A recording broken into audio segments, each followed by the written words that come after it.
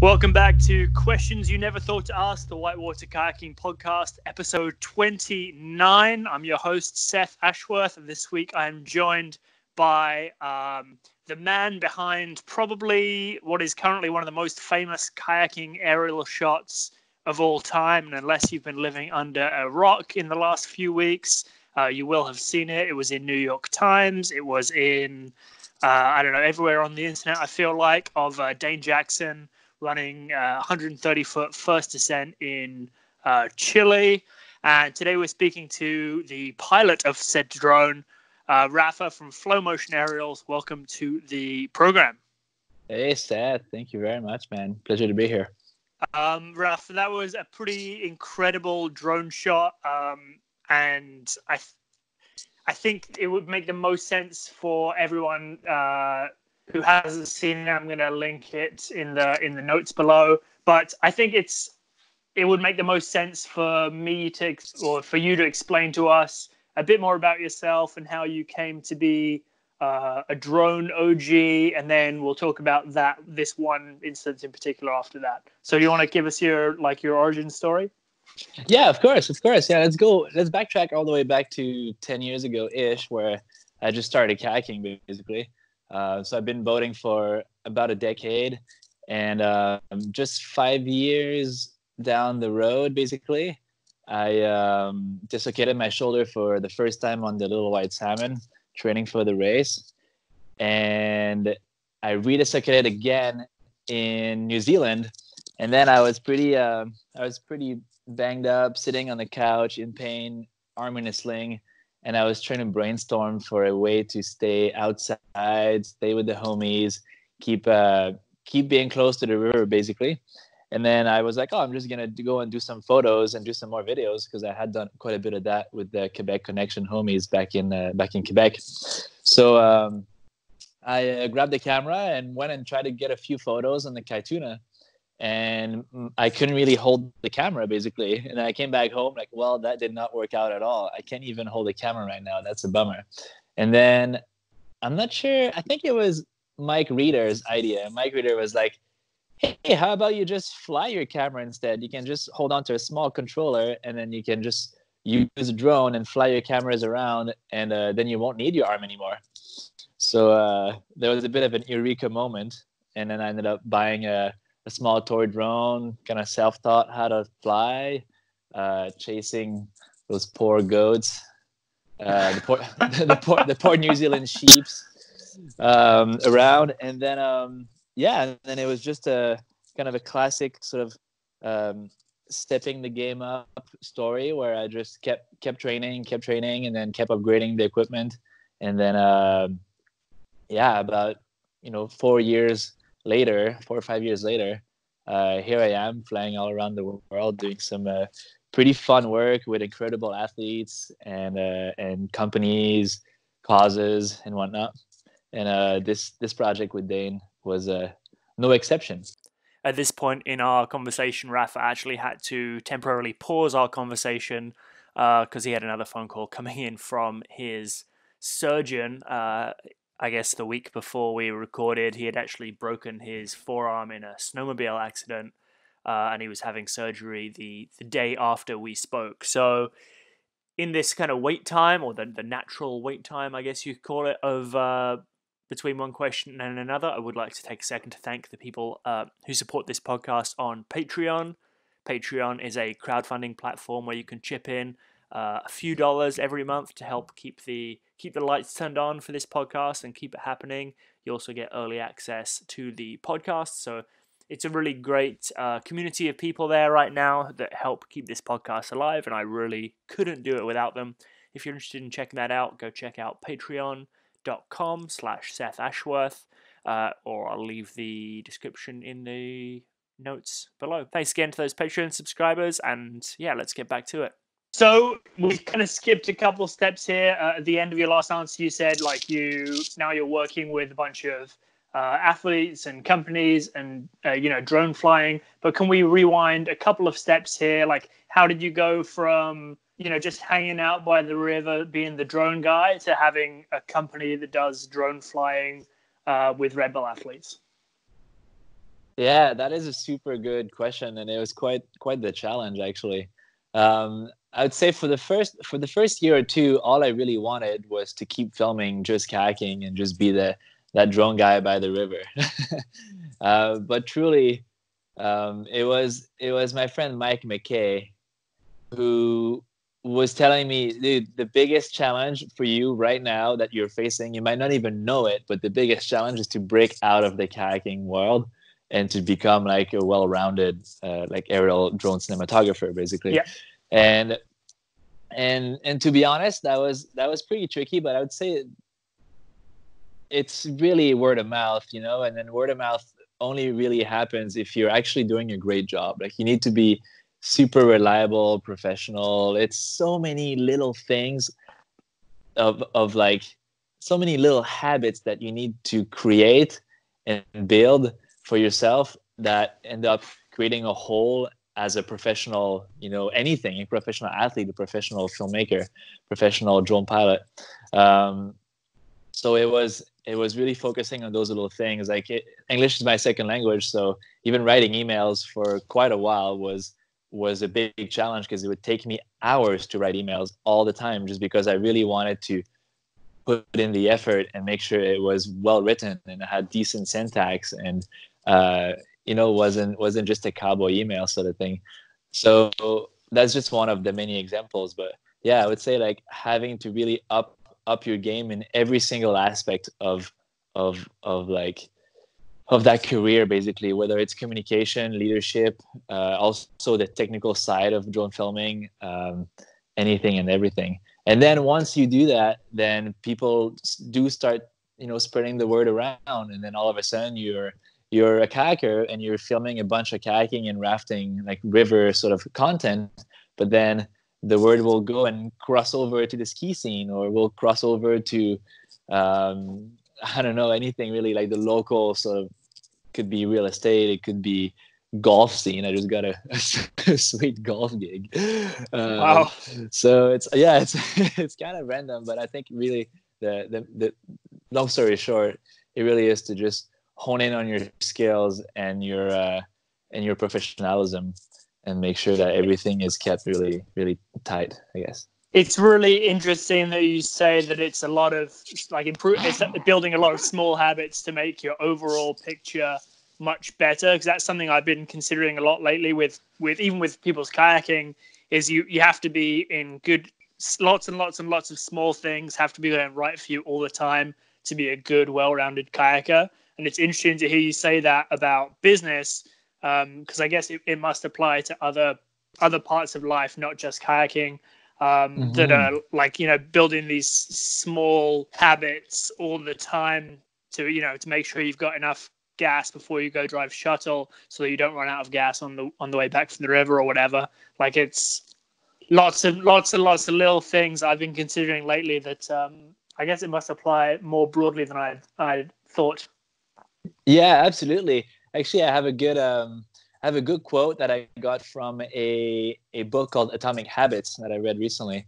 It goes like this: you don't rise to the level of your goals, but you fall to the level of your systems. And that was said by James Clear, the author.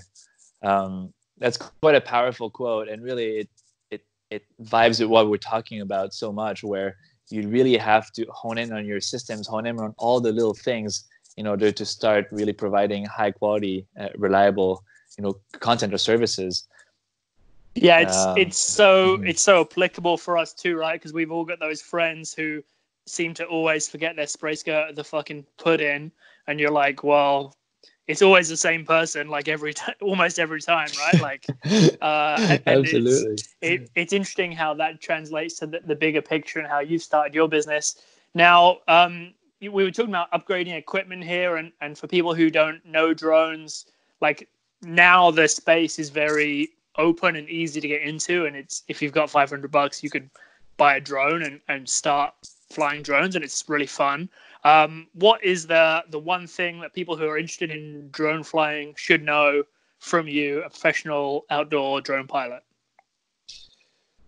Um, let's see. Really, I would say if you're really into getting some beautiful shots and getting some more challenging shots, you got to consider drone flying just like any sport, basically, where you have to remain aware that when you start, you're gonna be a goof, like you're gonna be a beater, and it's normal and it's totally fine. And you just have to put in a lot of time, lots of efforts, and lots of hours before being able to be able to fly, smooth and tight lines. And it's just like kayaking, really, before you're able to style some really technical lines that involve lots of complex moves in a row, basically, that require good timing and all that jazz. So I mean, I would say get into it. Don't spend too much money, because you're most likely going to have some misadventures with that first drone. So get one, like, sub $1,000 or so, and go play around, and really don't go too fast, because then you'll get reminded, just like in kayaking. If you go too fast, if you go beyond your skill set, you get slapped in the face. So it'll be the same thing with drone filming, but definitely worth the investment, because the views and the content we can produce is just so stunning. It's really amazing to be on a regular basis filming and seeing the directors, the producers, or even myself, or the camera operator, or the athletes' reactions to some of those shots, where it just is a mind-blowing moment. And that's really why I try to strive for. Yeah, I mean, I think especially in some of the stuff you do, I've seen so many incredible shots where I'm like, wow, like it makes me stop and go, wow. And it could be a place that I've been like 10 or 20 or 30 times, especially in Quebec. Some of the stuff I've seen from your channel is like, I've been in that spot. Like I've been the person in the picture, but it doesn't look as cool where I'm sitting as it does from the drone sometimes, which is crazy to think of. So let's kind of fast forward back to the present here. You've got a thriving drone company now, and you presumably get approached by Dane directly or by Red Bull directly to go do this first Ascent project with Dane. What was that like? Talk us through what it's like to be a camera person on a secret first Ascent mission. Yeah. So basically, Dane is the one who hit me up directly.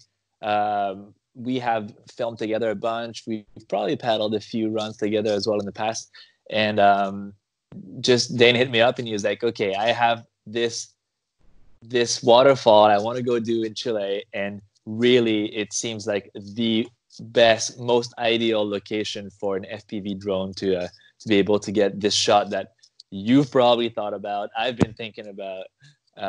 So are you in? Like, do you want to do it, sort of thing? And then he put me in touch with Corey Rich and his team at Novice Select, and they are a production, mostly adventure like filmmaking production company based in Tahoe. And when I got in touch with them, then we started talking about the whole sort of nitty gritty sides of everything, where we're talking more like tech side of what we're going to be filming, what cameras we're going to be using, all that jazz.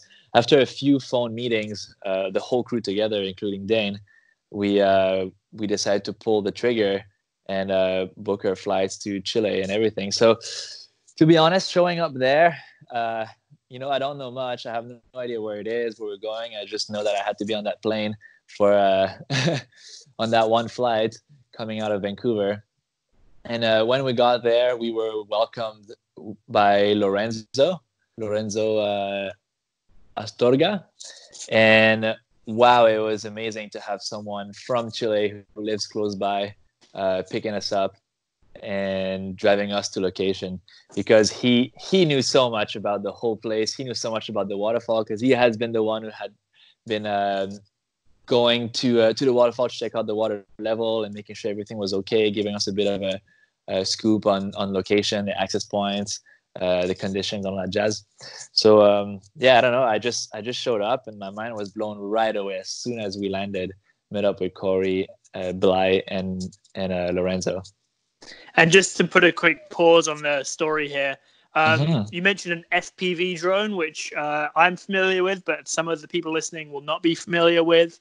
Can you run us through the difference between that and like a drone you'd buy at Walmart or like a prosumer drone?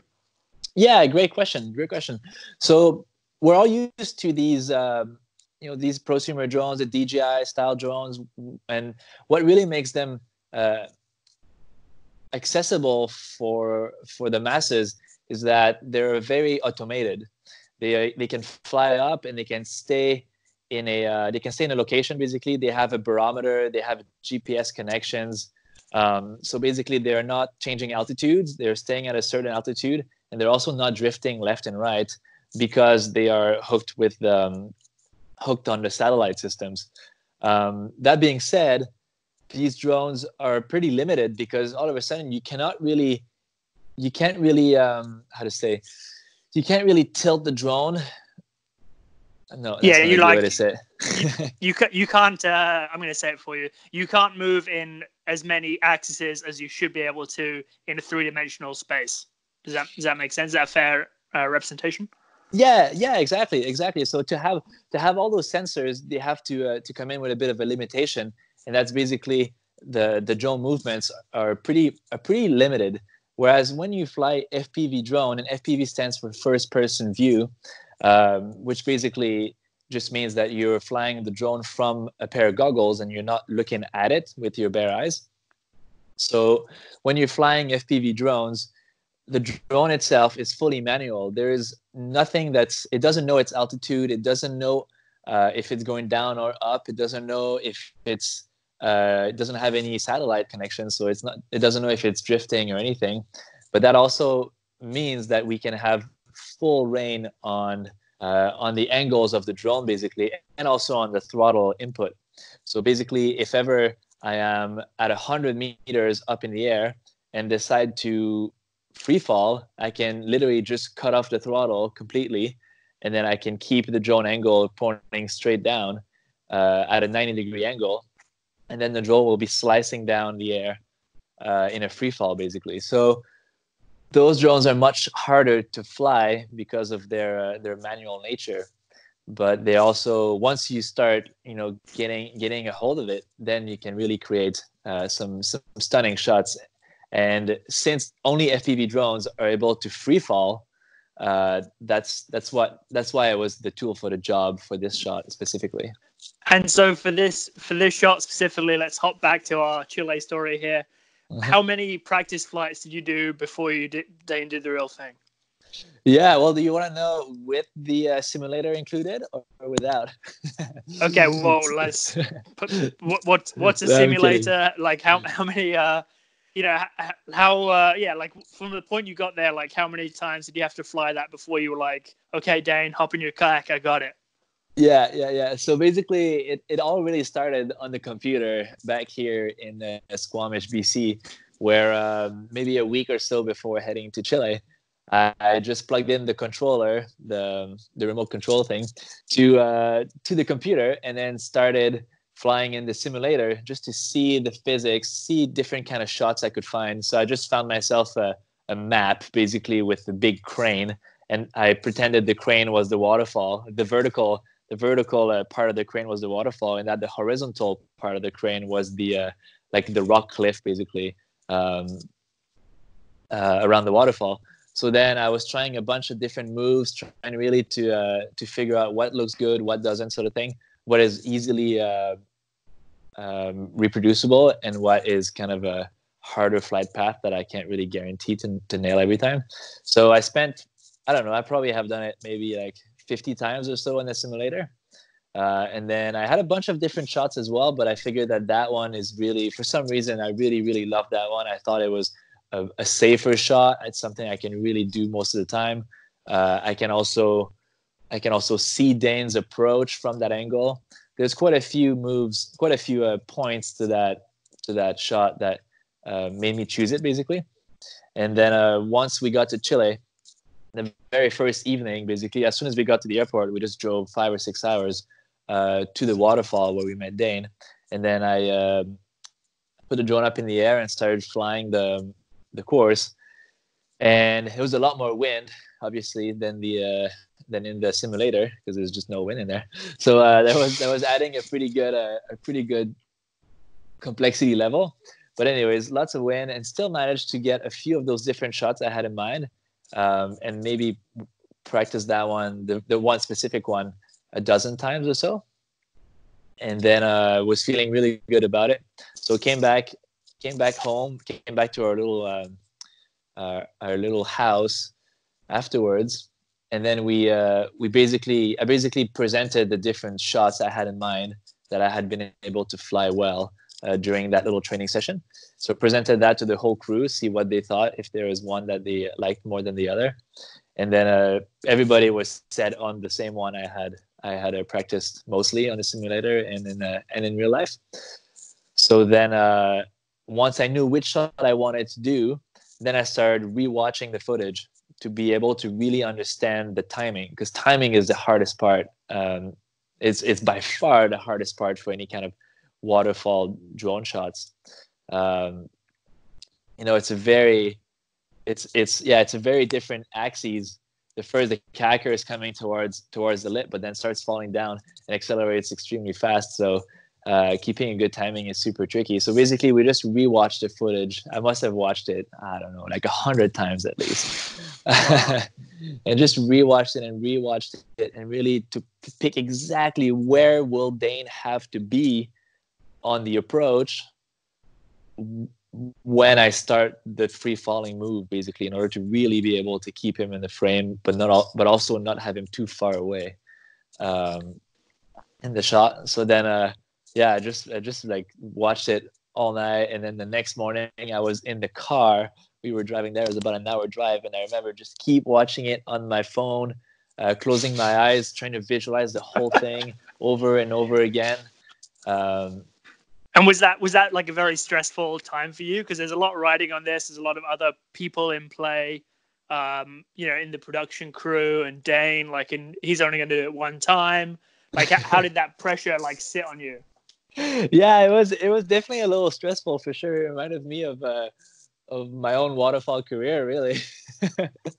I can't imagine, because I know from myself, when I'm going to do something that's challenging, I'm like, yeah, okay, well, it's just down to me, and if I do it, I do it, and if I don't do it, I don't do it. But normally it's not down to me, and what I do is hinging on the success of the project. It's a lot. Yeah, totally. There was definitely a little bit of nerves around on my end, but just because of being able to visualize the shot really well, and that kind of comes from being able to visualize my line going down a rapid. That's really where I did most of my sort of training and learning how to visualize a move. So just because I had done it in my head so many times already, I felt quite confident that I could just copy paste what I've been doing in my head to to reality, basically. But I was definitely a little stressed for sure. It panned out. Obviously, visualization techniques paid off, because the shot is the most incredible drone kayak shot that probably has ever been recorded, in my opinion, or at least that I've seen. And I've seen a lot of kayak videos, and that one is it's difficult to describe with words how amazing it is. It's just so perfect, and you fly through the mist at the end, and it's like, what did I just watch? And you have to watch it again and again and again. And it's so infrequent that I see something that I'm like, what did I just see? I have to see that again. And I think that's awesome, and I think it makes a lot more people see that and be like, whoa, what's kayaking? What's that all about? And that, it helps pique interest in the sport, and that I think is good for everyone. So I think really what you've done is a service to in your own way. Yeah, thank you. Yeah, I've definitely got some incredible feedback from that shot, and truly, that's what I'm doing this for, really. I just love drone flying because it kind of renders this image in 3D in your brain, because you're flying through space, and then when you mix that with athletic performances, especially on the very top end like that was, it's it's just a moment that people get so inspired, so mind blown, and that usually that little wow moment can be so powerful that it literally can change lives. It can literally make people super inspired to get into kayaking, get into the sport, or just do some more filming, or just share what they've been up to. Or there's so many positive things to awe, basically. Yeah, I think it's so easy in our culture today for people to just shit on social media, and it makes me upset because it's those moments of like, wow, that's like the whole function of why we have Instagram and YouTube and like why all those platforms exist. And it's so easy to like look at the low hanging fruit, the bad stuff, but those good moments make all the bad stuff easily outweigh all the bad stuff. And I think it's valuable, and I hope that other people see that too, and people are excited by it. Yeah, I could not agree with you more. That's so true. Cool, Rapha. I think that's a great place to leave it. I had some other funny questions about how many drones you've crashed, but I think you've said all. I think we've covered everything I wanted to cover really. How can people follow you on the gram and on the other socials? Where can they find you at? Yeah, they can find me at Flow Motion Aerials. Flow like the river flow. Yep. Yeah. Roger that. That's how they can find you. You're on all the platforms. Rapha, it's been great to talk to you. And anything else you want to say before we sign this off? No, not so much. I mean, thanks for having me. That was great, and hope we can do that again at some point. Great. All right. That's Questions You Never Thought to Ask, episode 29. See you again. Awesome. Cheers, Seth. See ya. Thanks for listening, everyone. I really appreciate all of you. If you want to help me out, it would be awesome if you could subscribe to the podcast if you aren't already. Leave a rating, write a review. That stuff really helps me, helps us get more people hearing this podcast. Tell a friend about it, of course. And if you want to help support it, then it's on Patreon, patreon.com/Seth Ashworth. And I will see you, or not see you, I'll speak to you, or you'll listen to me speak to someone in the next episode. Peace.